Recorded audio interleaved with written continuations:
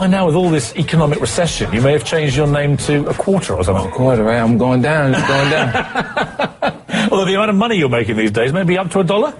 I'm doing pretty good. You know, I'm comfortable. You know, so now I've been focused more on trying to create ventures and projects where I'm actually giving back. Well, see, you're fascinating. I interviewed you once before for GQ magazine. I don't think I've ever been more surprised by somebody.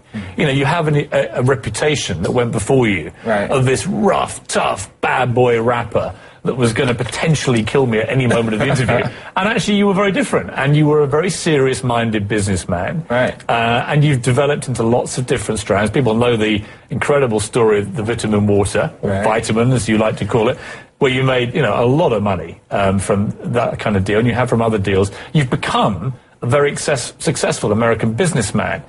Is that something that, given your background, given you where you came from, how do you feel about it? You must be very proud of what you've achieved. Absolutely. It's a huge accomplishment, and it allows me to be influential to my peers and to other young entrepreneurs. And when I take on projects like the SK project, you know, particularly this project has a charitable component connected to it where it's one for one. With every piece of product that's sold through Street King Energy, there's a meal being provided through the United Nations World Food Program. It's a really good one. I'm going to come to that a bit later, as I am several other things that you're doing, because you're a man of many talents now. Oh, yeah. Take me back, though, to where it all started for you, because I think the core of what you're about, what drives and motivates you, I think goes back to your upbringing. Absolutely. Tell me where you were brought up. I was brought up in South Jamaica, Queens. Yeah, my mom, she passed when I was 8 years old. She was killed, and I was forced to live with my grandparents at that point. Because your father had disappeared? Right. I've never seen my father in my life, so... Do you have any desire to? Not now. I believe he could have helped me not make the mistakes I made early on by just being there to provide basic guidance. I feel like my son now is a better version of me. Has your father ever tried to contact you? No. Now that you're famous? No. And I'm grateful for that. Are you curious about what kind of man he was? There wasn't a whole lot of positive things around in the environment, so I'm not sure who my mom could have interacted with that would have been more influential in a positive way for me at that point. And now I look at it like being an adult, that the mistakes that I made, like, I'm around my son and he does things and he feels like he's doing them for the first time, and I don't know if it's genetics or... I mean, he's lucky, your boy, and I'll come to him as well later, in the sense that, you know, he's not having to grow up in the environment you did. I mean, to say you had it tough is to put it mildly. I mean, you were left without a parent at 8 years old. At 12 years old, you were dealing drugs on the streets because that was the only way to survive. And yet the interesting thing again about you, which I found surprising, I don't want to insult you by saying that, but I remember asking you, how many drugs have you taken? Right, and I don't actually use drugs. It was You've never taken drugs? No, it was an easy option. It was either you can take $10 or $5 that you spent on buying weed to smoke it, or put it in your pocket. My motivation at that point, it wasn't like I was making the decision to do it with the comfort of having things just around me at access. There weren't things around. Like, it was... But most people of your peer group at the time would have been taking drugs. So it showed a self-discipline, which is odd in a boy of that age. And I got a chance to see a lot of... My mother was one of 9. So I got a chance to watch a lot of my mother's sisters and brothers at different periods, like, experiment with the usage of drugs or alcohol, you know, and... Did you ever touch alcohol? I see them respond so differently from it that I stayed away from it. Like, I had... So you've never taken drugs? You've never done alcohol? I've drunk before, but not like... Not much? Yeah. And you don't anymore? I've had an experience that what made me, like, a paranoid because of it, and I stayed away from it following that. Smoke? No. I mean, you're one of the squeakiest, cleanest men I've ever met. But my first record, when I put it out, I said I'm high all the time, I smoked that good shit. And I said it because I knew that the rest of my story and experience would speak to that people would identify with it and say, oh, well, yeah, I guess you would have tried that too, because everyone around me had tried it. You know, and I know myself a little enough to know that I'm an extremist on some levels. So I feel like if I get high, I'll get really high. I may not come back down. I mean, many of your competitors have done all that stuff and carry on doing that stuff. In the actual music video, they're going to show you the bottles, they're going to show you the party, the nightlife, you know. where music is played, there's usually a comfortable place for alcohol to be consumed, the bar, the sports bar, the nightclub. It's an easy marriage. It makes sense because of the nightclub environment. But as a young man, when you were trying to get out of this world that you were in, right, what was your dream then? What was the holy grail for you at the end of all this? Even when I was standing on the corner, I was standing there with an entrepreneur spirit. I was just standing there because there was no opportunities or options for me in that early stage. Like, I was 12, so there was no blue card for working papers. There was no temporary, unless you're on mow someone's lawn, and you could do that once, maybe every 2 weeks, then, you know, the income off of that wouldn't be enough to make a change in what you actually wanted, what I wanted at that point. And then I had a lot of negative influences in front of me. I had people who were successful hustling.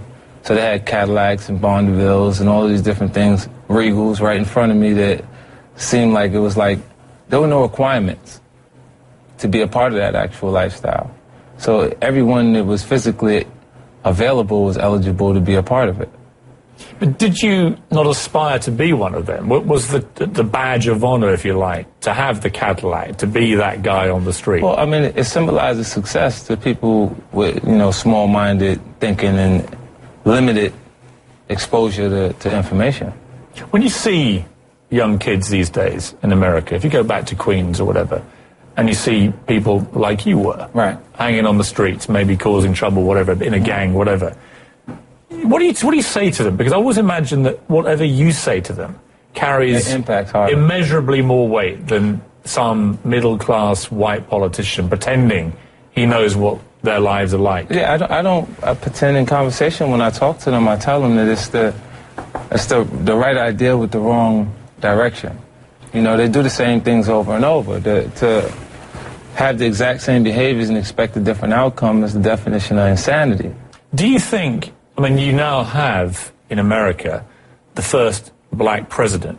Right. Must have been a big moment for you as a black American. What did you feel that day when Barack Obama became president? I mean, I think it's exciting for everyone. It says that how far, as a whole, America has come. And do you believe it has, or do you believe that everybody thought it had? I mean, quite a few people have said to me over this desk since that it feels like there's more racism now because of Barack Obama becoming president. Well, yeah, but I mean, on some levels, like even me, I was an advocate for Hillary. I was a supporter of Hillary because I wasn't sure America was ready for an African-American president. I didn't know what was going to happen in the process because it could have been a mess to have something happen to him in the process. Well, you feared that he would be assassinated. Something could very well happen, yeah. How do you think he's doing? I mean, I think that he inherited America in a terrible state. So and it's pretty tough to get things right back in order. Like, you got people out protesting today. They're in parks around the world. Can you still relate to that, even though in a way you become a corporation? Yeah, but I can relate to it. That's why I've created the connection, the philanthropy connection to a street gang. So you can provide something to the lower. See, I think this actual business model is the answer to a lot of the problems that we're looking at. Do they have it in them to care? I mean, when you meet these Wall Street types, they're not conditioned to. They don't show any sign of it. Right. Well, you got a lot of people that are in those positions that they're in. Most business engagements are fueled by greed, I believe. You know, so you got to be careful. You got to pay attention. That's why when I go into the negotiations and different deals, I absolutely have to be involved myself, or I'm not sure. Like, even with the attorneys that's on your side, you still got to see to know exactly what's going on. If I don't understand it, I say, explain it to me. And if I don't, then I say, explain it slow. Or use different words so I understand what's going on. Let's take a little break, and I want to come back. This is going to be one of the great teasers of all time. All right. To a second segment, which is I want to know what it was like the day you were shot 9 times at point-blank range. Okay. Just because I can't imagine ever asking that of anybody else I'm ever going to interview. You're the one. Bottle full of bug, mama, I got what you need. You need to feel the buzz. I'm into having sex, I ain't into making love. So come give me a hug. Get in there, go. go, go, go, go, go, go, shorty. It's your birthday. We gon' party like it's your birthday. We gon' sip Bacardi like it's your birthday. And you know we don't give up, it's not your birthday. You'll find me in the club, bottle full of bug, mama. That, of course, was In the Club, your breakout hit. I mean, no one's going to believe me when I say this, but I work out to that song. Yes. Literally, it's on my iPod, it's the top of my gym collection, and it never fails to get me going. It's one of the great workout songs ever. Amazing. The problem with that kind of song, Piers, is you got to create something this equivalent to it. Yeah, I mean, that's a pressure, isn't it? Because it was an iconic dance song, wasn't it? I mean, everybody went crazy for it. The video was spectacular. It propelled you into superstardom. Then what do you do? Yeah, and then every day someone's birthday, so it's relevant all over again. Yeah. You know, and that's the old reliable. If I can't move the crowd, put it on. It's gonna work. It always does, right? It always does. Did you know when you made that track it was going to be so big? You know what? The first thing I said when I said "Go Shorty, it's your birthday," and I played it. I couldn't even play it a full time before Eminem stopped it. He said, "Stop." He said, "You'll play that again." And he played it. He said, "This is it right here." He knew. Very first time he heard the song, he stopped it, had put it back, and said, "This is the song right here." And then we sat in a meeting. It was me, him, Jimmy Iovine, Dr. Dre, Paul Rosenberg, Chris Lighty, all of us there together, and we were debating over going with In the Club or a song called If I Can't. If I Can't Do It, It Can't Be Done on Get Rich or Die Trying, and he wasn't saying anything, and I tapped him, and then he said, "No, I think we should go with this one," and then it happened. You know, at that point, he was so influential in that actual meeting. You know, coming off of the Marshall Mathers LP, he sold over 22 million records on that album, so it's like... Unbelievable. Yeah, everybody... Unbelievable. 22, like, my number, that's 2 albums together. Did 22 million. He did that on one disc. Well, that's incredible, isn't it? You had an extraordinary moment in 2000 in your life when you were shot 9 times at point-blank range. And I want to take you back to then to, well, find out why it happened and also what you learned from it. Yeah, but that experience for me was, it definitely was a life-changing experience for me. For my son, actually, is the biggest thing that changed my motivation, and he led me in the direction towards music. In '97, full-time, I started writing music. And when I actually experienced being shot, I think when you're hurt that bad... Really?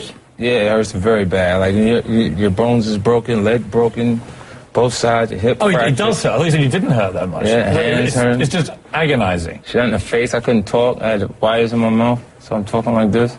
But during that actual experience, I think when you get hurt that bad, either your fear consumes you or you become a bit insensitive in different ways, and it came out in the material. Why were you shot? Why would somebody hate you enough to want to kill you?